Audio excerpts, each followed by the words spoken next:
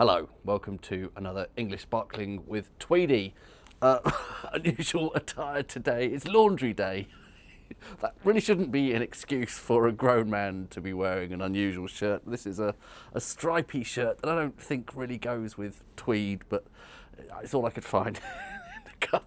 Anyway, not relevant to today's wine. Finally, the last of those three from Wiston. I ordered 3 bottles a couple of weeks ago now, I forget exactly when. And this is the one I've been saving till last because I think it's the one I'm most likely to like. I do have a bit of a thing for Blanc de Noirs, wines made entirely from Pinot, usually Pinot Noir. Sometimes there's a bit of Meunier thrown into the mix.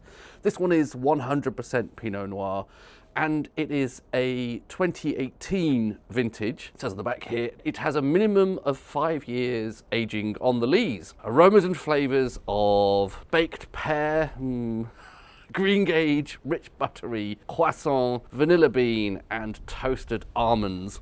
Pear is never a fruit I'm particularly looking for in English sparkling wine because, of course, that's one of the hallmarks of Prosecco. I'm sure there is nice Prosecco in the world, but so much of what we see, the vast majority of what we see here in England, is that absolute sort of bargain basement supermarket stuff at £6 a bottle. And I don't know if I've banged on about this before. If you spend £6 on a bottle of wine, the producer gets £1 of that. Once you take off the duty, the retailer's margin and the VAT, the actual amount that the producer gets is £1. Do you really want to be drinking a bottle of wine that the producer has earned £1 to make? You know, think of all the shortcuts they're going to be making in the winery, the vineyard, and everywhere else in order to make that happen. A bottle of wine for £1.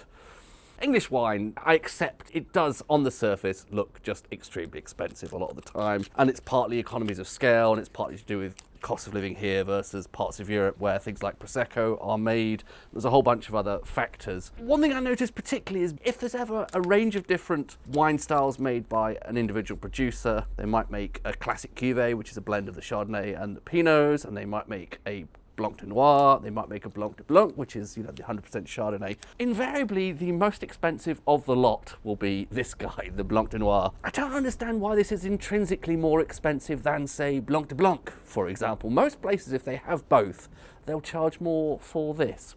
Still not quite sure I really understand the rationale. Perhaps they've just identified that idiots like me will pay over the odds for it because Pinot has this particular cachet as a grape over and above Chardonnay, which is already quite a sophisticated grape variety, I think, if handled correctly.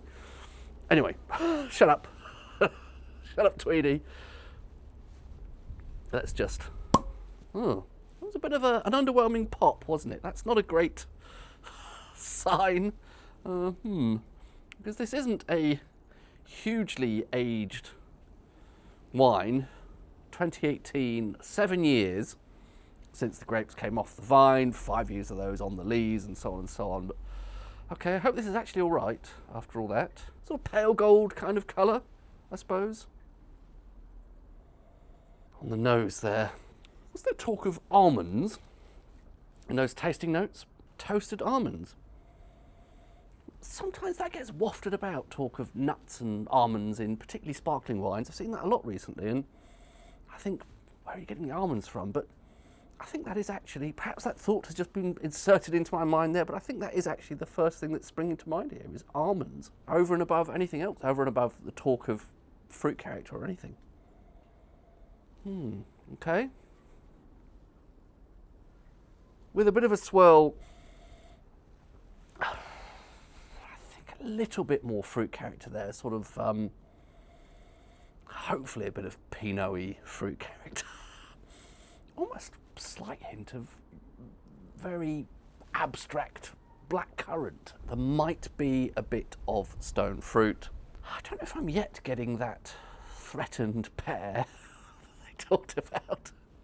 So a little bit of sort of Pinot-y fruit character. Strangely, I think more blackcurrant than anything else. Possibly a little bit of stone fruit, but a surprising amount of those almonds they were talking about. Strange. On the palate, nice and crisp and dry. Nice little bit of zing there. I don't recall now whether this had malolactic fermentation or not, but a nice little tingly bit of zingy bit of acidity there. Not hugely overwhelming. I think quite a good level has been picked for that. getting a bit more of that sort of Pinot-y kind of fruit character, that slight suggestion of blackcurrant and or stone fruit, and some orchard fruit, which I don't want to call pear, because that would be like admitting defeat. And that has a nice mineral quality, a nice mouthfeel from that effervescence. Sometimes when I get a sort of mineral wine with the combination of suggestions of blackcurrant, I end up thinking of diarrhea. It doesn't sound like a complementary note whatsoever, does it? Diarrhea, that's a powdered medicine that you rehydrate with water and you take when you're having intestinal problems, if you're not familiar with it. I think that has a blackcurranty flavour and this sort of salty, saline, mineral kind of character to it. Tiny bit reminded of that. But yes, all flippancy aside, I'm noticing the zing more now. I think that is actually pretty zingy. I'm going to guess that they did not do malolactic fermentation here, but I don't know for sure. There was talk in the tasting notes of rich buttery croissant and vanilla bean. Those two things sound slightly like hints of something that might be an expression of having actually done malolactic fermentation. They could also, at least the first, could be more of an autolytic note. I don't know that I'm getting a lot of